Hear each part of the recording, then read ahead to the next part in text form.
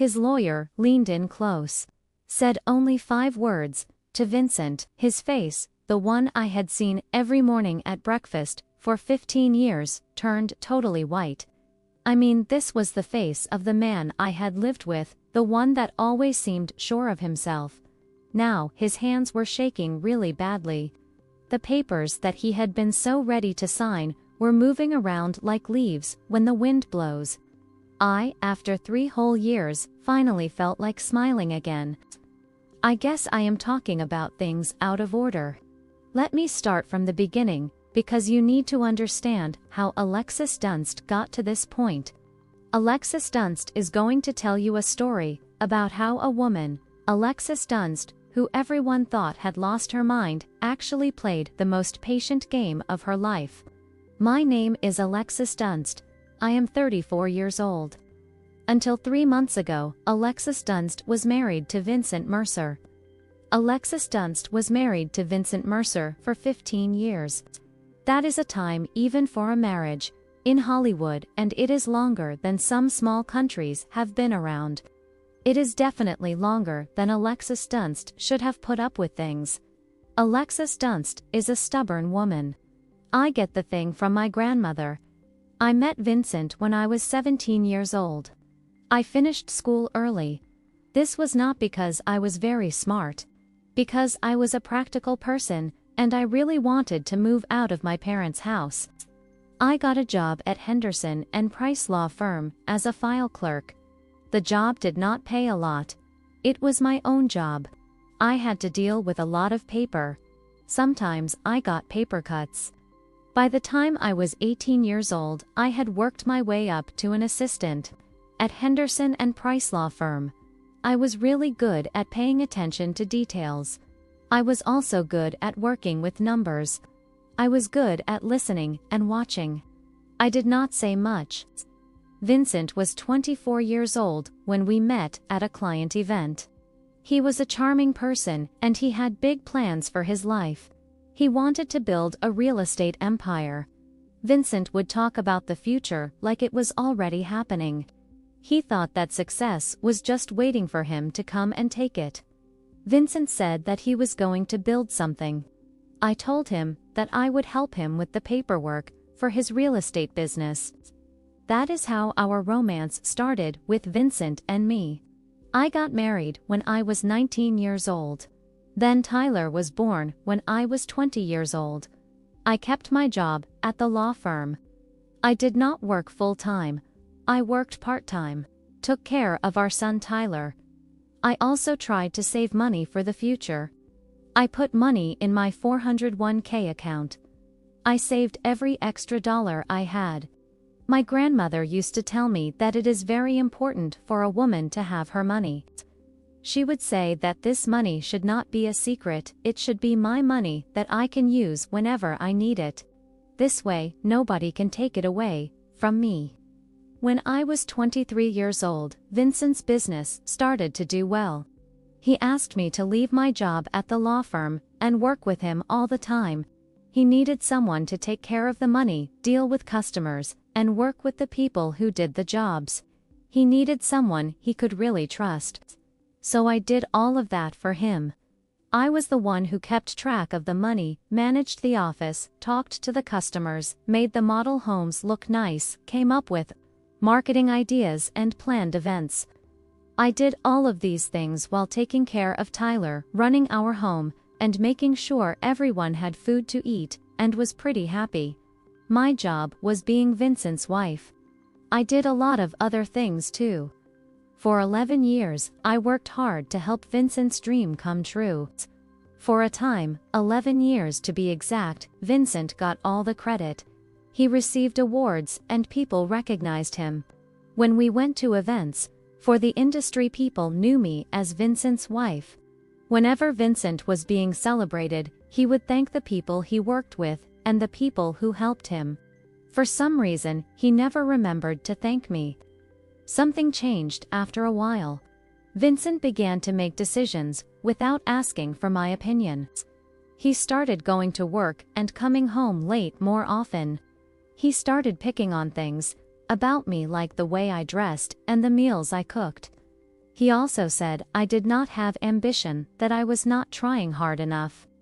This is funny because I was taking care of his office for free. I was also raising his son, making sure his life was organized. He still said I was not ambitious enough. Then something big happened 3 months ago.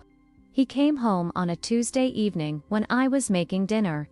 I was making his meal, which is kind of sad because it shows I was trying to make him happy even when he was not appreciating me. The food I made was his favorite. I guess that did not matter to him. He sat me down at the kitchen table. He had this look on his face. It was not a look, and it was not an apologetic look. It was a businesslike look. He told me that he wants a divorce. Then he said that he wants the house, and the cars, and the business, and everything else. He said that I can keep Tyler. He said this like he was ordering food from a menu. He said I will have the assets and hold the child. He said thanks. I looked at Tyler, my 15-year son, and he seemed like a leftover pizza, something that was just in the way. It was like he was a bother. I was being nice by letting him stay with me. I just kept staring at him. We had been married for 15 years. It was ending like this at our kitchen table, between the salt shaker and the butter dish. It felt like I was something else he was getting rid of. At that moment, I had no idea what was going on. I did not know that Vincent had been thinking about this for months, and I would not find out until later. Tyler, my son, was sitting there. I was trying to make sense of everything.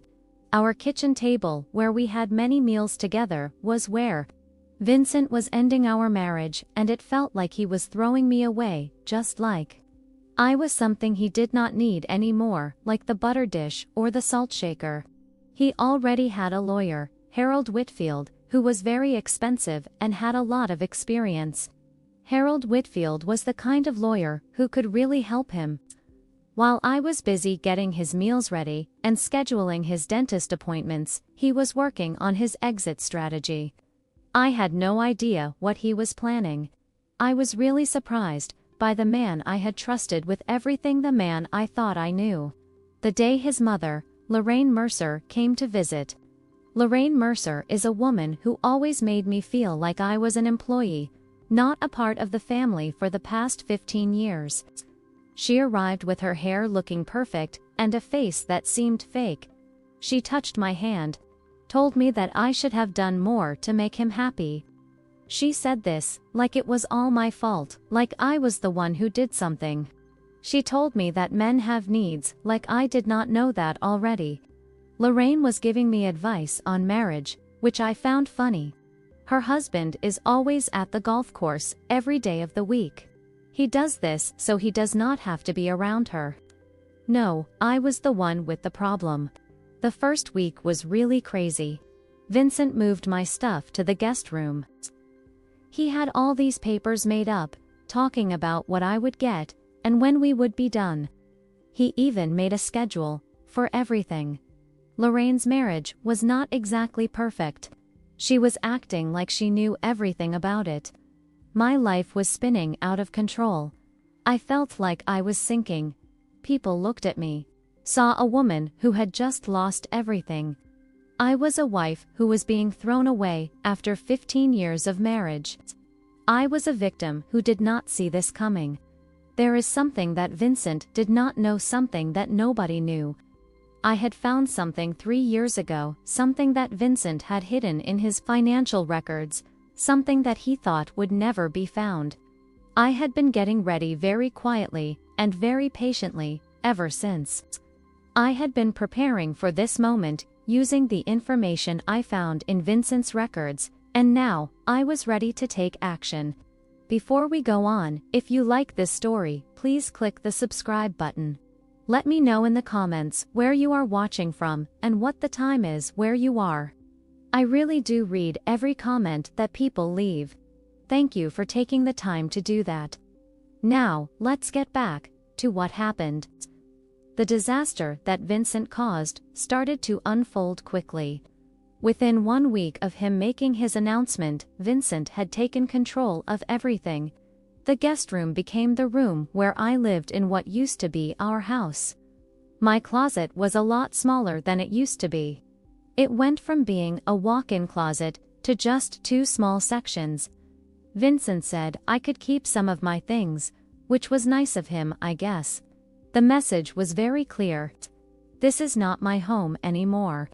It did not take him long to start bringing Brittany Sawyer. Brittany Sawyer is 27 years old. She works at his company. I am not surprised that she works there. Brittany Sawyer has a look just like the girls you see on Instagram. She has hair with highlights, her nails are always perfect, and she wears really expensive yoga pants. I think those yoga pants cost more than the groceries I buy in a week. Brittany Sawyer walked into my kitchen like she owns the place. She even wore my apron, which belonged to my grandmother, while she was making smoothies in my blender.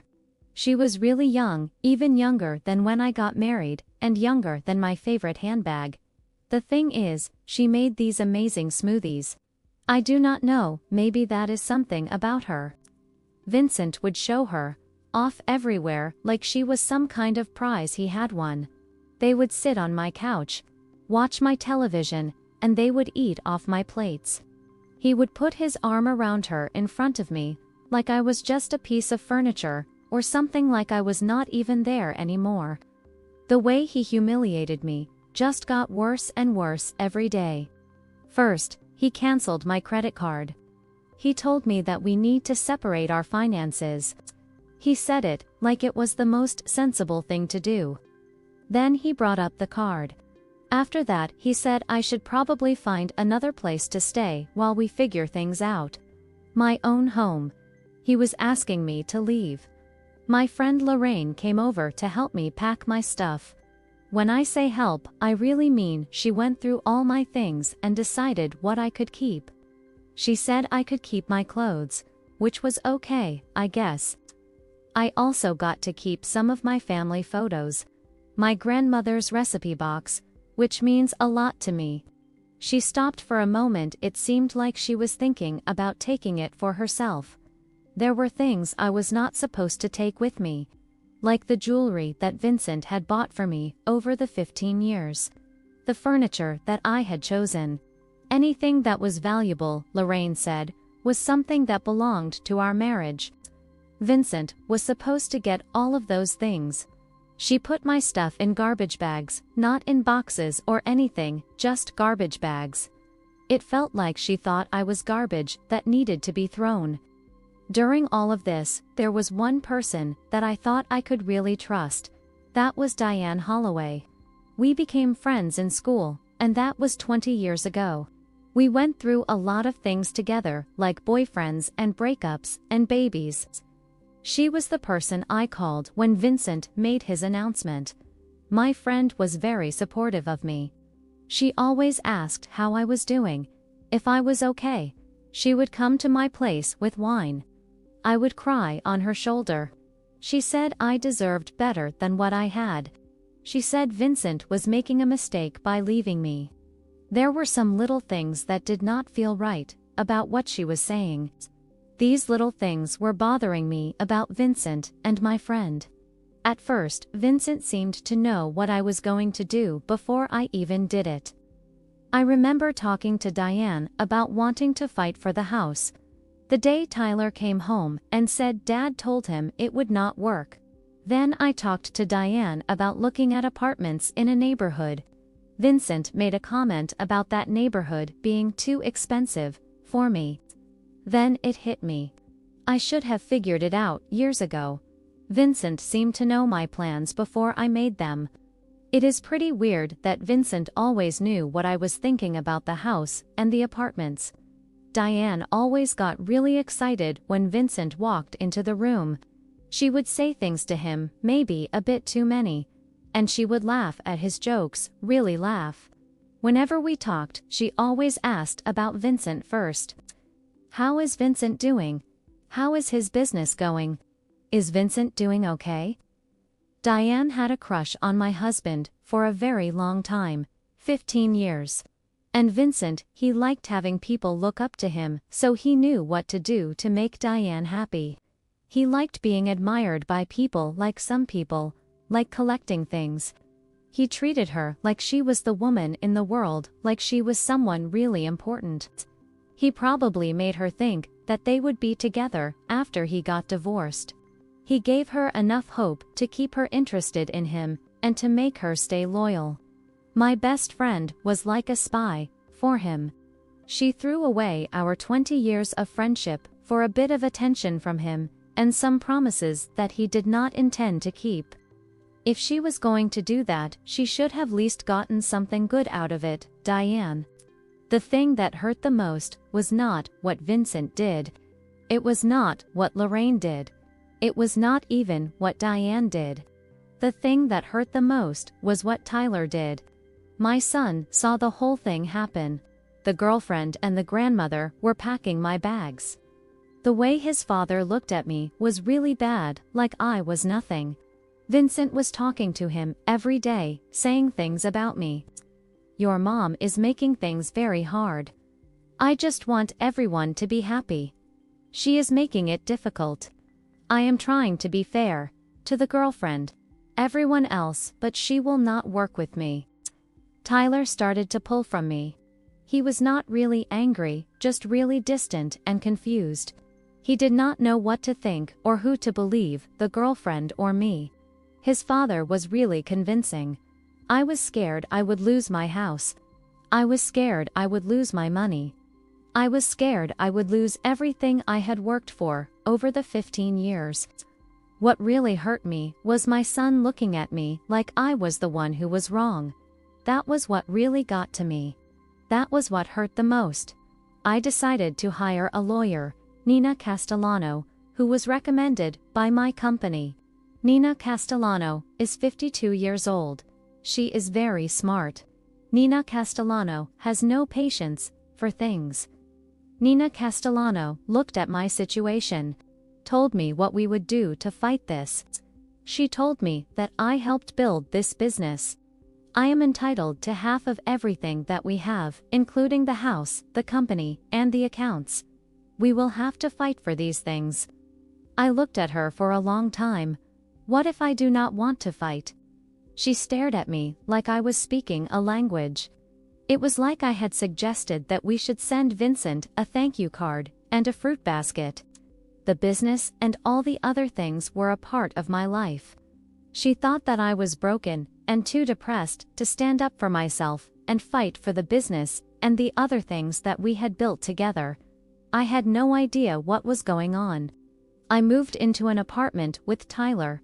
The apartment had 2 bedrooms, 1 bathroom and a kitchen that was smaller than the pantry in my place. Half of our boxes did not even fit in the apartment. They were stacked up in the corner of Tyler's room. It was like a big reminder of how far we had fallen. Meanwhile, Vincent was posting pictures with Brittany on media. He wrote, "I am starting a chapter in my life, and I have new energy." I feel blessed when he posted the pictures. Lorraine commented on the pictures. Said, "I am so happy for you, sweetheart." My sister yelled at me. She was really mad. "You deserve to be happy," she said. "You need a lawyer who will really fight for you. Take everything from him that you can." It seemed like everybody had an opinion about what I should do. Everybody thought they knew what was best for me. They all saw me as a woman who had given up, a woman who could not stand up for herself, a woman who was letting her husband treat her badly. Everybody was wrong about me. The thing about people thinking you are not strong is that they start to underestimate you. When people underestimate you, they stop paying attention to what you're doing. They are not careful around you anymore. They start to share their secrets because they do not think you aren't paying attention to what they saying about divorce and my husband. That is exactly when you figure everything out. It took me 3 years to learn the truth. I had been keeping this secret for 3 years. For 3 years I knew the truth about Vincent Mercer and his fancy company that was not what it seemed. This all started on a Tuesday night, 3 years before the divorce happened. Vincent Mercer was working that night. He was always working late by that time. I did not know what that really meant back then. I was going through the company books, doing the work that keeps the company running, like reconciling accounts and such. I found something that seemed off. There was a transfer to an account that I did not know. Then another one. Then I saw a pattern. The company money was going out of our accounts, into places I had never heard of before. I looked into it some more. I stayed up late until 3 o'clock in the morning trying to figure out what was going on. What I found out was really bad. Vincent had been taking loans against the company, against everything the company owned. The company was in trouble because of Vincent taking these loans. Our house, the house that everyone loved, was in a lot of trouble. It had 3 mortgages. The first loan was for $400,000. Then we got a mortgage for $350,000 about 4 years ago. After that, we got a mortgage for another $350,000 about 2 years ago. So in total, we owed $1.1 million. The actual value of the house was only $850,000. This meant we were in debt by $250,000 on a house that I thought was completely paid for. The business was doing worse. We had lines of credit that were maxed out at $200,000. We also owed back taxes of $85,000. We had a lot of debt from vendors. It was $120,000. Then there were equipment loans. Those were $75,000. Vincent always talked about his company at parties. He said Vincent was doing great. Really, it was in trouble with almost $500,000 of debt. Even the cars were not really ours. All 3 cars were. We had to make big payments soon. We did not own anything, we just had to pay a lot of money every month. I was in my kitchen at 3 o'clock. In the morning, I had a lot of papers in front of me. I did the math. The total debt was $1.9 million. Vincent had a lot of debt. The total debt of Vincent was very high. The total value of our assets is maybe $1.6 million. We were $300,000 in debt, maybe even more than that. I really wanted to know where all the money had gone, so I kept looking into it. Over the few weeks, I went through every single transaction I could find. The picture that came out of all this was really bad. We had put $180,000 into cryptocurrency investments. We lost all of it. Then there was the gambling. $75,000. That was all gone too. I also found out about an apartment that I did not know we had. It was rented for a woman that I did not know about. We spent $60,000 on rent and furnishings for this apartment.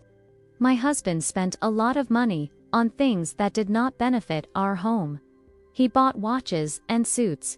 He even went on trips without inviting me. All of this cost a lot of money, another $85,000. My husband was not doing well with money. He was using money that was not his to buy things.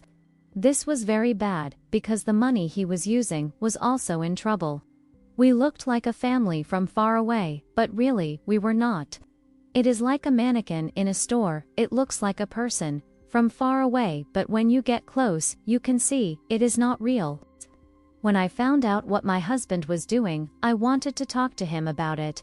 I wanted to yell at him and cry. I wanted him to explain why he was doing these things. I know my husband, Vincent. I have seen how he handles problems for years. If I talked to him about this, he would try to manipulate me. He would come up with some excuse, make me feel like I am crazy for even asking him about it. He would probably try to turn it around and say it is my fault. What is even worse, if he found out that I know what is going on, he might try to take control of my own money too. I have always made sure to keep some money that's just mine. I remember what my grandmother used to say. A woman should always have her money, so she can take care of herself. I have my IRA from when I used to work at the law firm. I rolled it over when I quit my job. I never touched the money. By the time I quit, the money had grown to $180,000. This money was mine, earned from my job. It was considered separate property under the law. Then there was my grandma herself. My grandma had passed away when I was 28 years old. She had left me $340,000. My grandma's will was very specific. It said that this money is for Alexis, meaning the money was only for me, Alexis. I kept my money in an account for 6 years. I never mixed it with Vincent's money. I never used it to pay for things we needed at home. My grandmother had her account for 50 years. She always said it was not money, it was just hers. I thought she was the woman I ever knew. I had around $520,000 that belonged to me, and only me. It was all completely and legally mine, so I did not talk to Vincent about it. Instead, I made sure I was safe. I protected my money. I protected myself. I worked with my uncle, who is a retired accountant, to make a special kind of trust for Tyler. This trust is called a trust for Tyler. I put my IRA and the money I got from my inheritance into this trust for Tyler. My name was not listed as a person who would get money from the trust for Tyler. Vincent's name was definitely not on the trust for Tyler. The trust for Tyler was made to help Tyler in the future. It was for things like college for Tyler, a home for Tyler, and emergencies for Tyler. The trust for Tyler was set up so that the money in it could not be taken out or used for anything. Then I made a record of everything related to the trust for Tyler. I got copies of every mortgage document, every account that was not easy to find, and every transaction that seemed suspicious. I printed out all these documents, kept them at my sister's house for safekeeping. I put copies in a deposit box. I saved everything on an encrypted drive. Then I waited for Vincent to leave. I knew Vincent would leave eventually, because men like Vincent always do. They get bored. They find someone younger, or they think they deserve more. I just had to be ready when Vincent left. I waited for 3 years.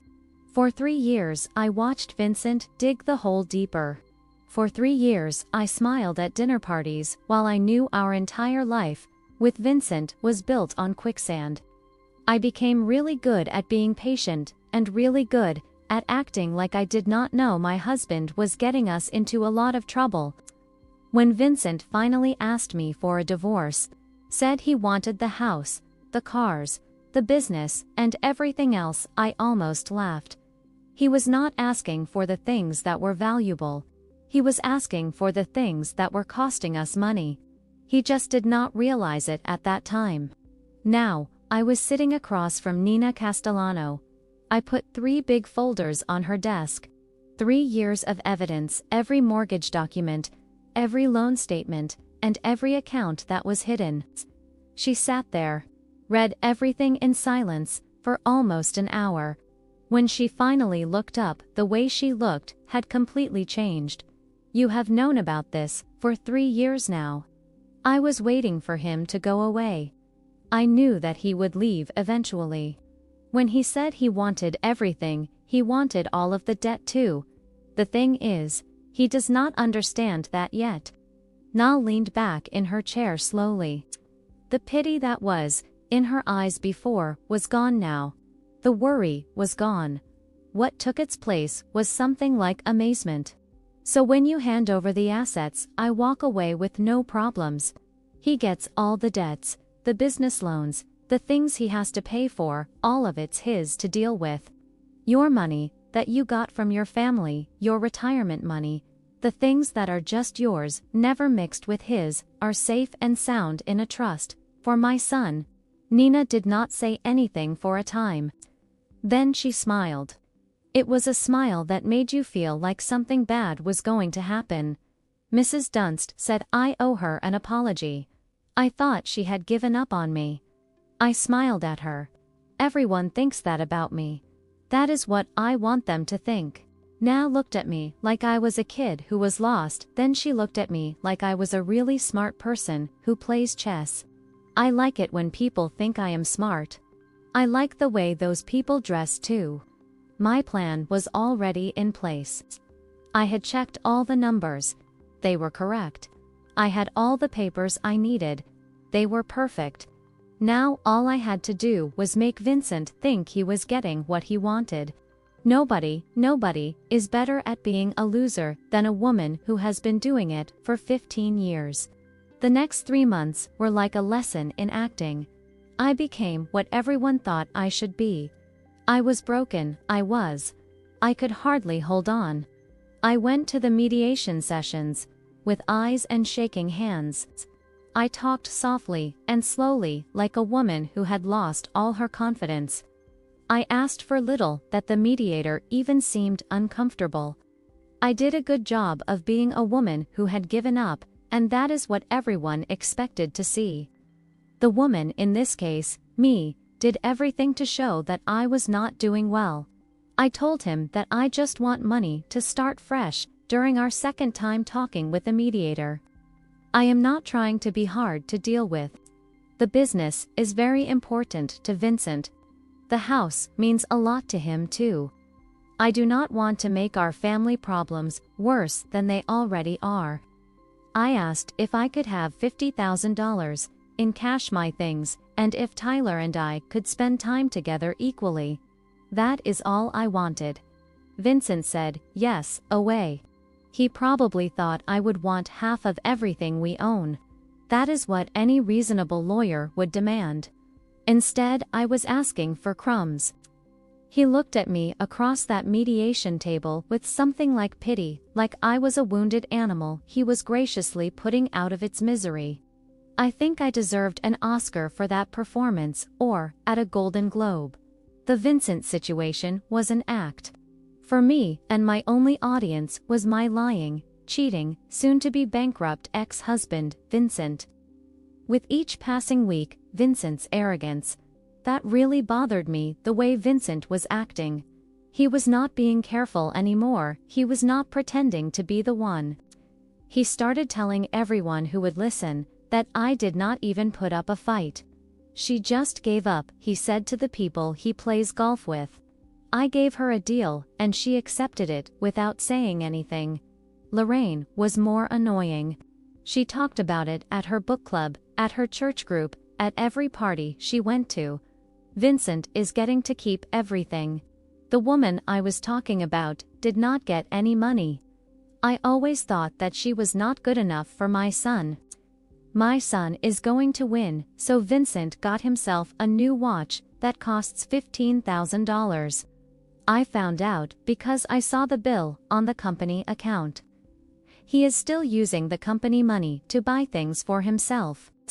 He is getting into trouble. He wore the watch to our meeting with the lawyer, and he made sure I saw it. He also took Brittany out to dinner, at La Maison, which is a French restaurant, where we celebrated our 10th wedding anniversary. Then he put pictures of it on the internet for everyone to see. Life is really great when you are with the person, he wrote. The right person is someone who does not know about his debt yet. I think that is what he meant by the person. Meanwhile, Brittany had started to change the way my house looks. She put furniture in the living room and hung new art on the walls. My kitchen is now gray, because Brittany painted it gray. I had picked out a sage green color for my kitchen. It took me 3 weeks to choose that color. I looked at a lot of paint samples, tested the lighting to make sure it was just right.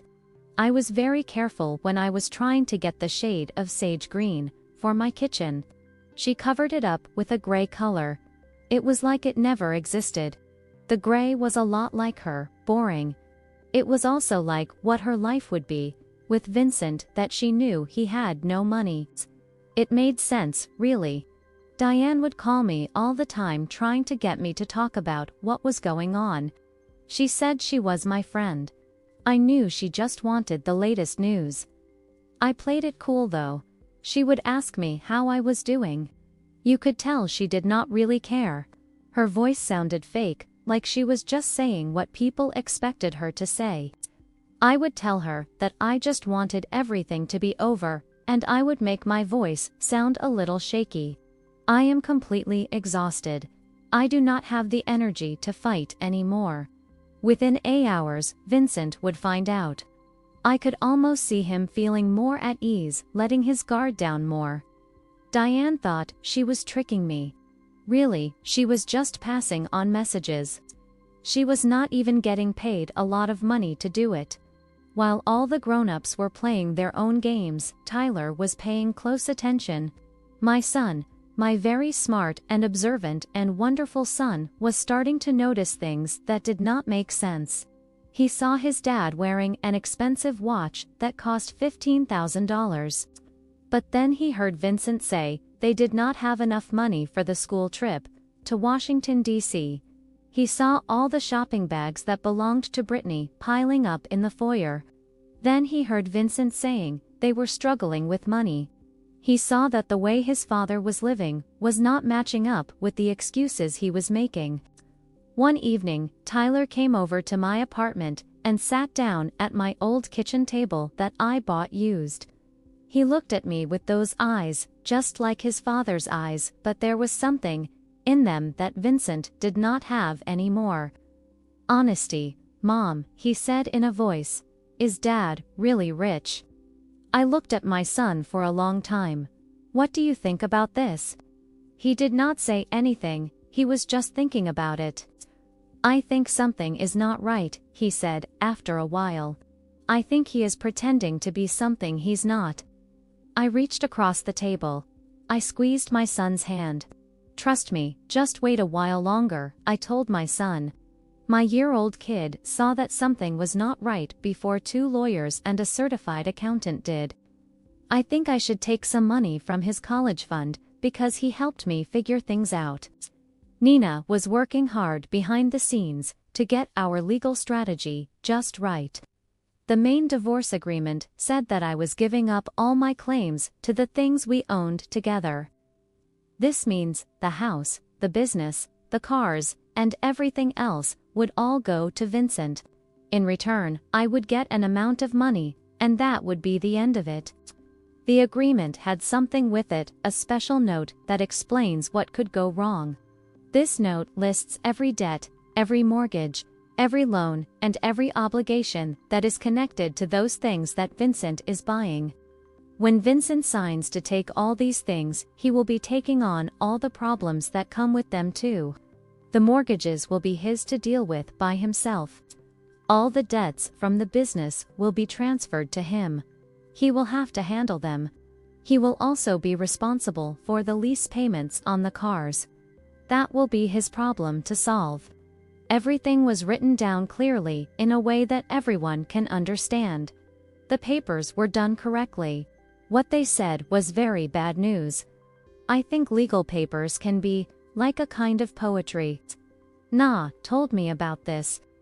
I think poetry can be really boring. It costs a lot of money, it can even ruin someone's life. That is the kind of poetry I like. 2 weeks before the final hearing, Harold Whitfield, who's Vincent's lawyer, called Nina. Harold Whitfield had some concerns. Harold Whitfield said to Nina, "My client Vincent is going to get a lot of money and assets." Harold Whitfield said this carefully. Harold Whitfield wanted to ask for a check of the finances before everything is finalized. Harold Whitfield just wanted to make sure everything is okay. Nina made sure her voice sounded neutral when she talked to Harold Whitfield. "We will give you any paperwork you need." But when Harold talked to Vincent about this, Vincent, my soon-to-be ex-husband, said no way. He said no audits. "I started that company, so I know how much it is worth. I do not want to pay for some accountant to tell me something I already know." Harold did not agree.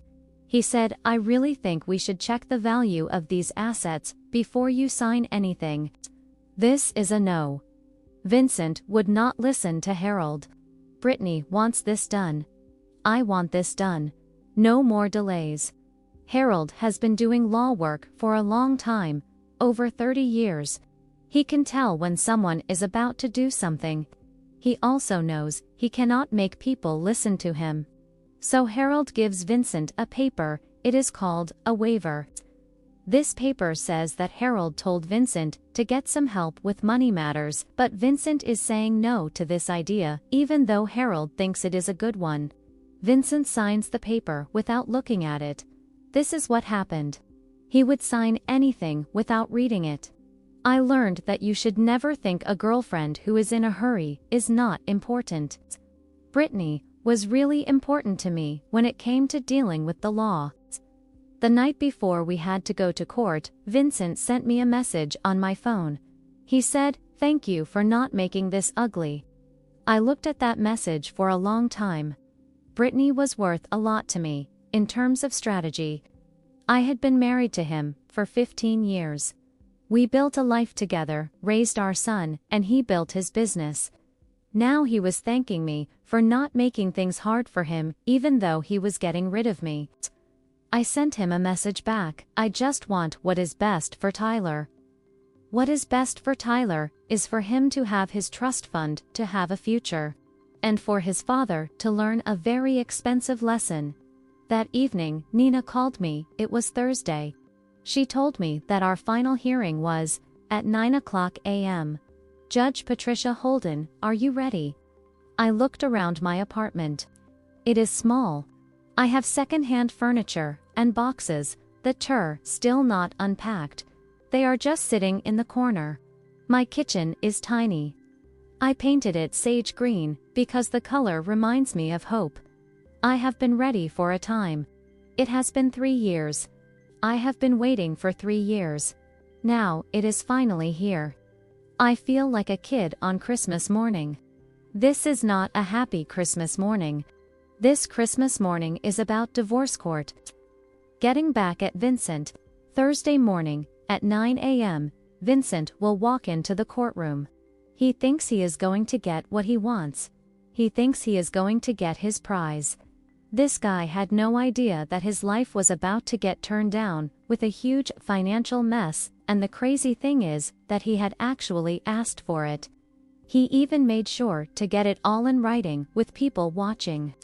If you have kept reading up to this point, you probably think something good is about to happen.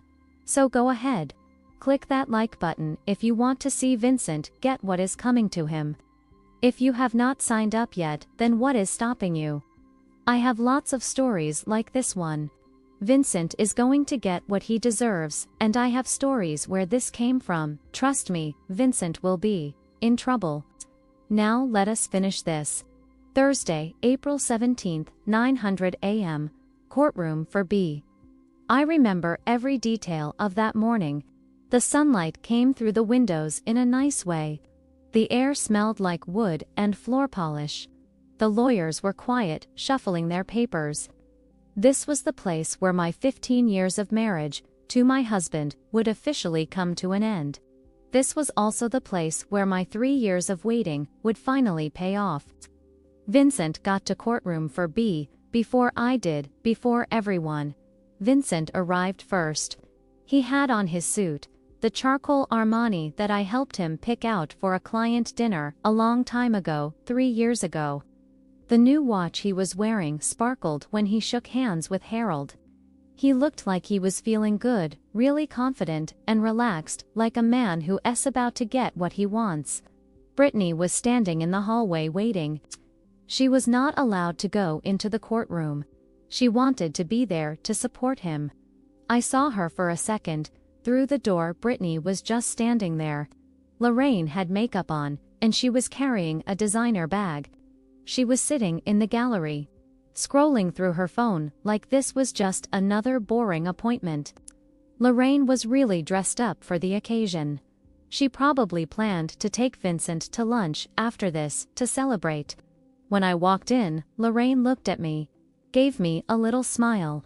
It was the kind of smile you give someone when you think you have already won. I got there a few minutes after Vincent. I was wearing a navy dress. I did not have any jewelry on. My hair was pulled back in a bun. I looked really tired. Defeated, like a woman who did not have anything left to fight for. This was perfect. I looked like someone who had given up on life and fashion at the time. It was very convincing. I thought to myself that I should really teach classes on acting. Judge Patricia Holden entered the room. Everyone stood up. Judge Patricia Holden was in her 60s. She had hair and reading glasses sitting on her nose. Judge Patricia Holden had been on the family court bench for 30 years.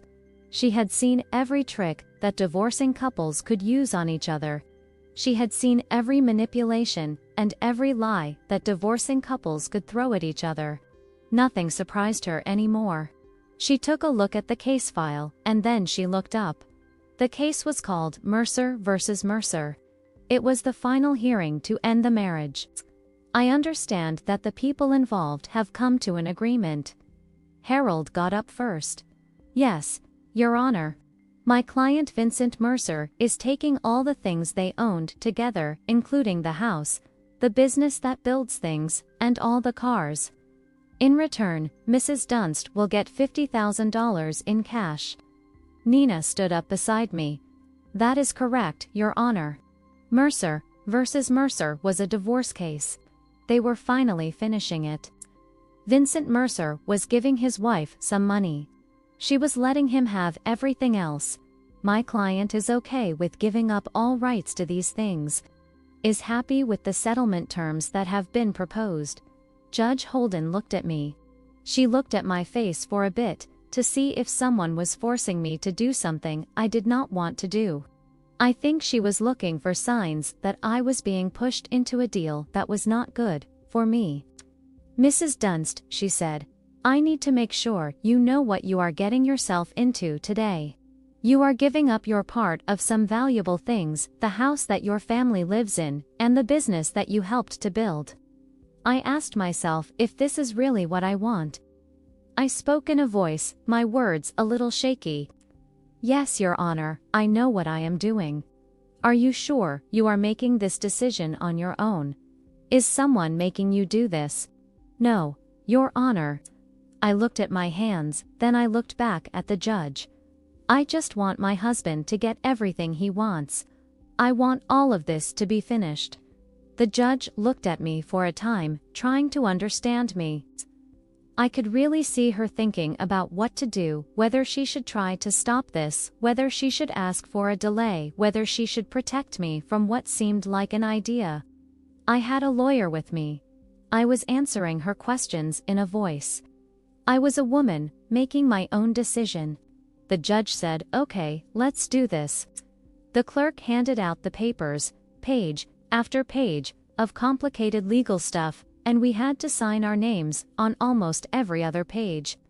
Vincent signed his name quickly, he barely even looked at what he was signing. He wanted this to be over. He wanted to go to his new life with his new girlfriend and have his new freedom. I signed the paper slowly, and on purpose. Every time I moved my pen, I did it carefully and precisely. This was the moment I had been waiting for 3 years. I was going to enjoy it. I looked across the courtroom, saw Vincent look at Lorraine and smile at her. She nodded back to him, which meant she approved. When he walked out into the hallway, his phone started buzzing. It was probably Brittany sending him a message to encourage him. He looked at his phone in the courtroom when his divorce case was going on. This is the kind of person he's. At the time, Harold Whitfield was doing what a good lawyer does. He was going through all the papers one time. The main papers were signed, the list of things they owned was signed, the agreement about what they would get was signed. Then he got to the part. This was about telling the truth about who was responsible for what. I saw his face when he was reading this. I saw how confused he looked. He went back a page, then came forward again, like he thought he might have read it wrong. Harold's face turned really pale.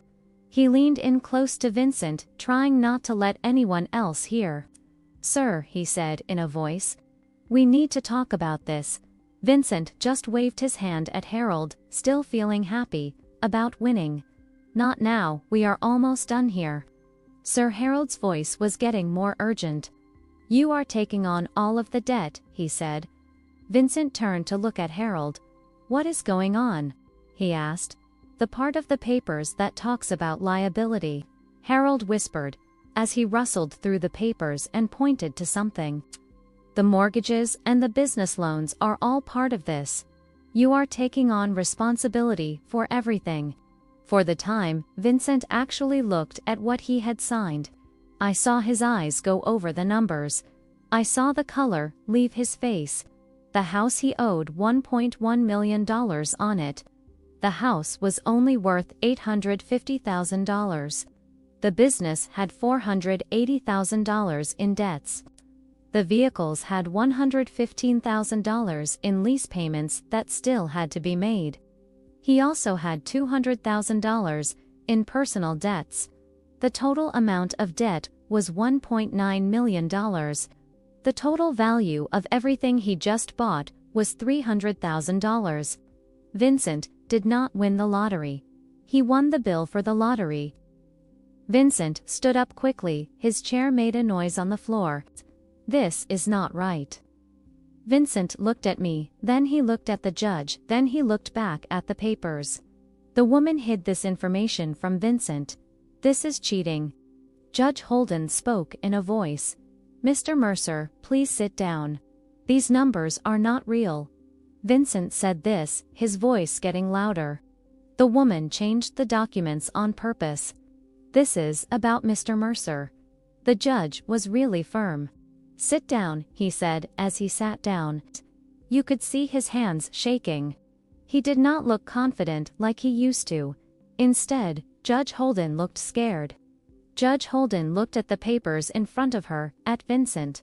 Mr. Mercer, I am looking at the liability disclosure statement that is attached to this agreement. These are debts that have to do with the things you own. The things that are, in your name, your business, and your property. Judge Holden gave him a stare. Are you really saying to this court that you do not know what is going on with your money? Silence. It was pretty funny watching Vincent try to come up with a reason for not knowing about his debts. It was like watching a cat try to explain why a vase is broken on the floor. It was interesting. I did not believe him. Harold cleared his throat. Your Honor, I want to say that I told my client Vincent that he should check his money situation before this court meeting. He said no. I have papers to prove it. The waiver was there, the one Vincent signed without even reading it, the one that said Harold thought they should do a full audit, but Vincent did not want to. Judge Holden looked at the waiver for a moment. Then he told Mr. Mercer to check these numbers. Mr. Mercer did not do that. He signed the waiver, which meant he was choosing not to check. She turned to Vincent, asked, "Is that right?" Vincent was staring at the waiver, like it was something. He looked really surprised. I did not do that, Vincent thought to himself. Is that your signature, Mr. Mercer? There was a pause. Then he said yes. Judge Holden's voice was very calm. You took this risk on purpose, he said. You had the chance to look into it. You did not. The agreement is still good. Vincent turned to me. I could see how desperate he was. He was not calm like he usually was. You knew, he said. His voice was shaking. You knew about all of this stuff. I looked him in the eye. I was your bookkeeper for 11 years, Vincent. I knew about everything that was going on with your business. His face changed fast, showing a lot of different feelings. I saw confusion, anger, then he felt betrayed, and he was scared. But then I saw the feeling I was waiting for. He finally understood what was going on. He realized he had done this to himself. Vincent said he wanted to take the agreement, and he turned to the judge.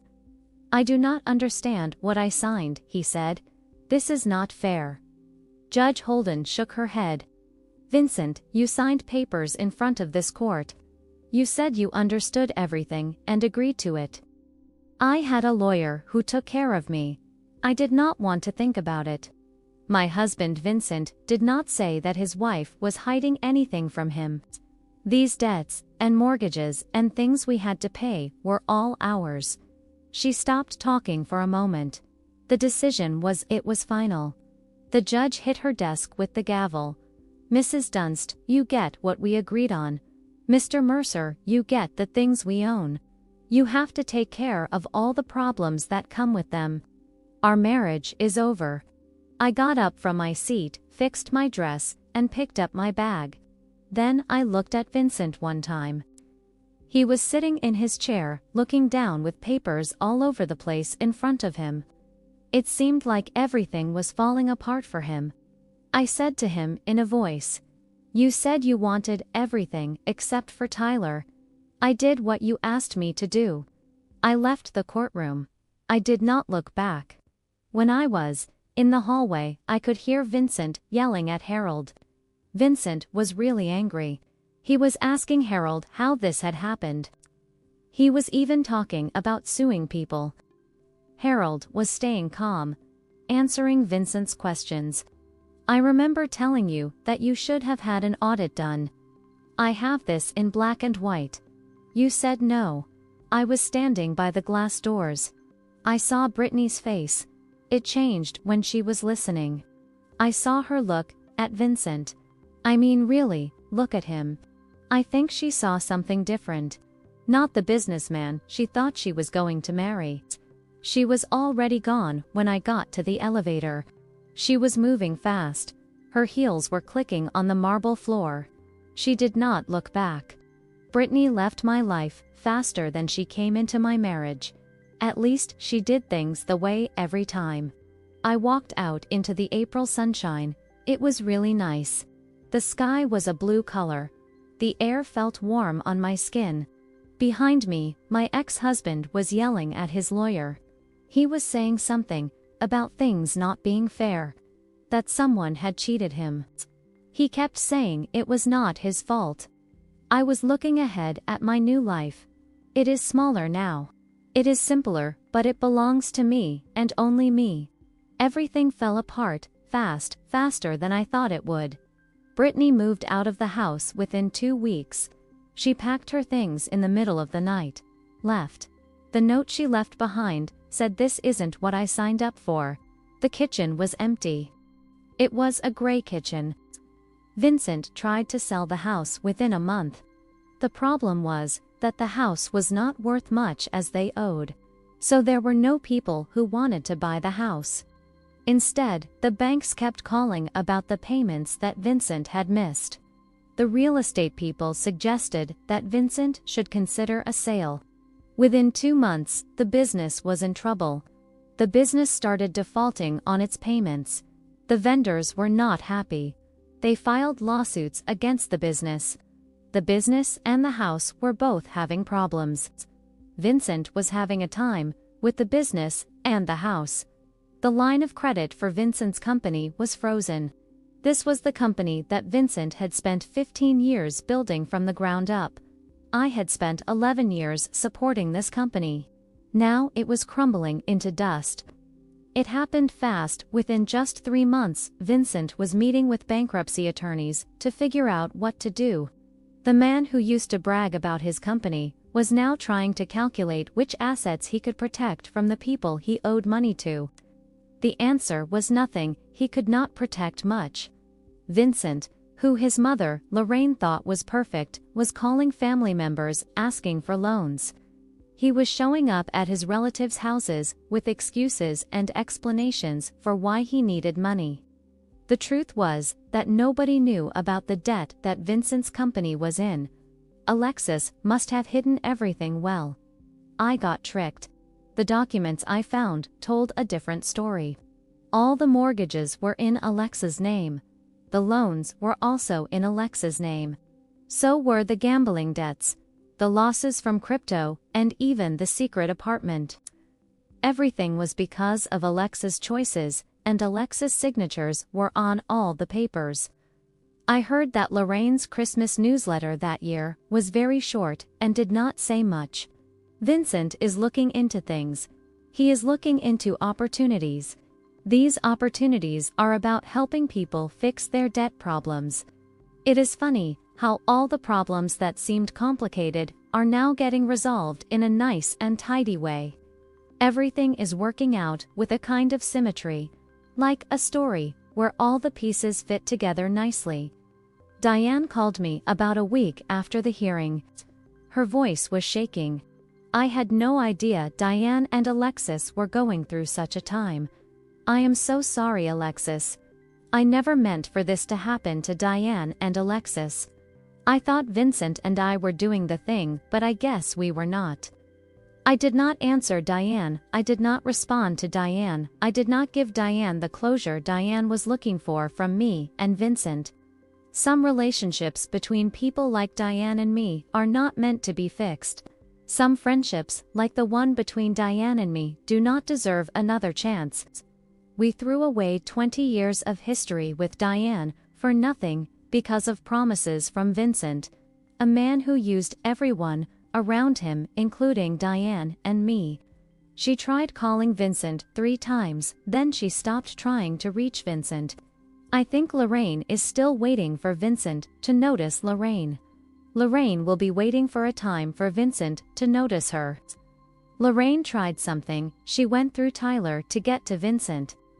Tell your mother that I did not know about the money problems that your mother and Lorraine are having.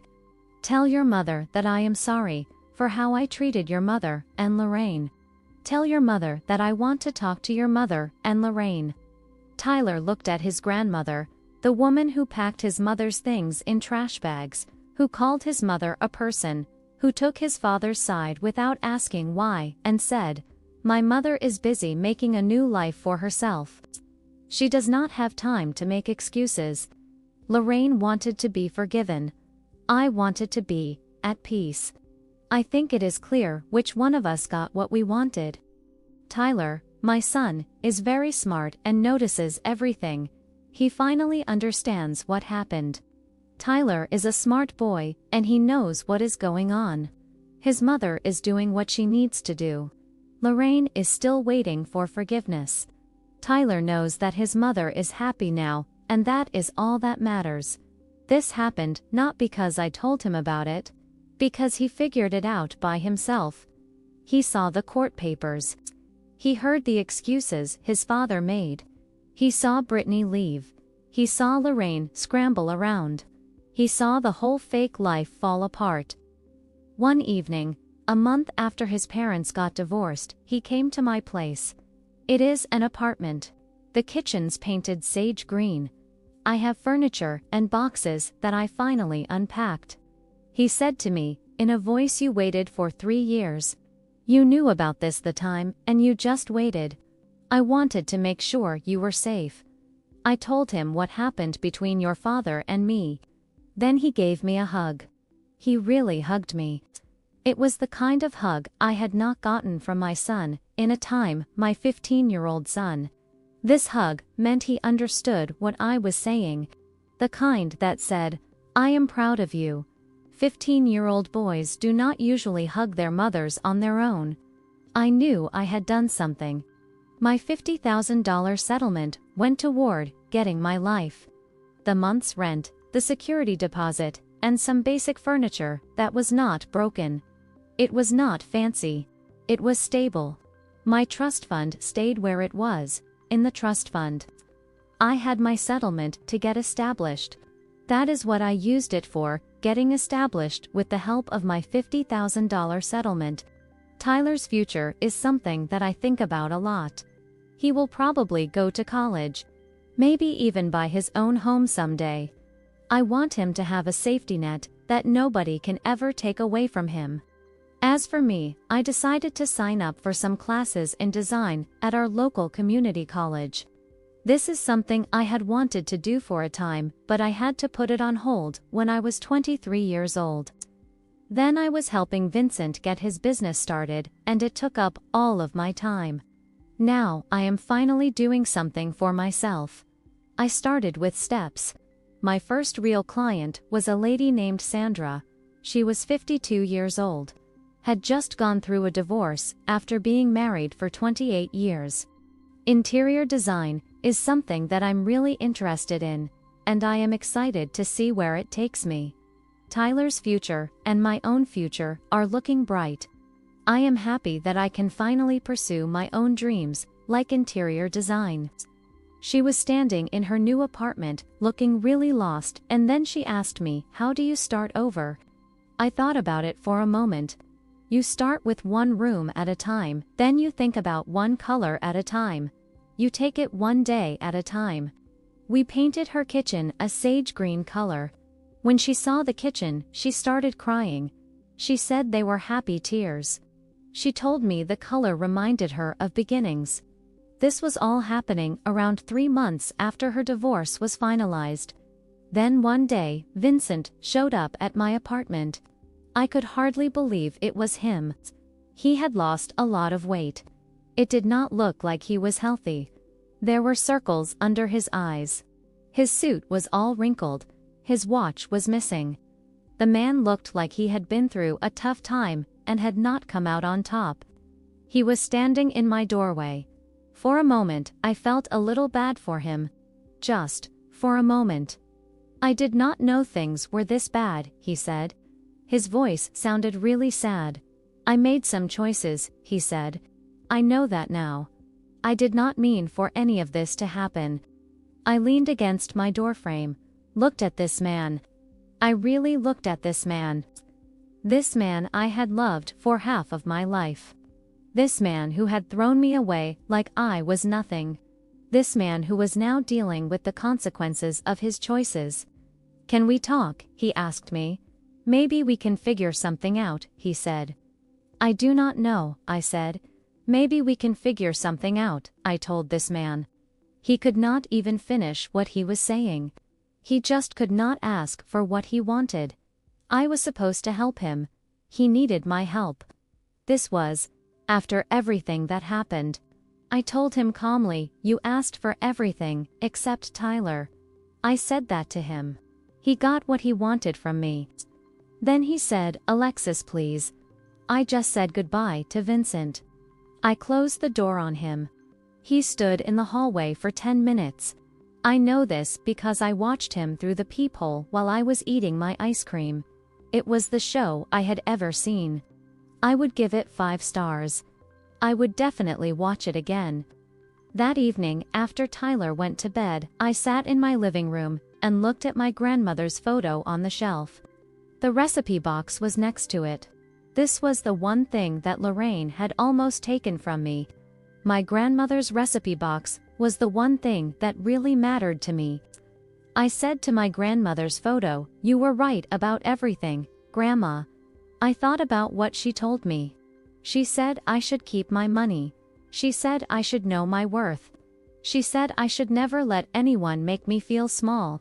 My grandmother's words were really important to me. The apartment was quiet, small, nothing like the house I'd lived in for 15 years, but it was mine. Every paint color, every decision, mine, and for the first time in longer than I could remember, I was free. Thank you so much for watching. See you in the next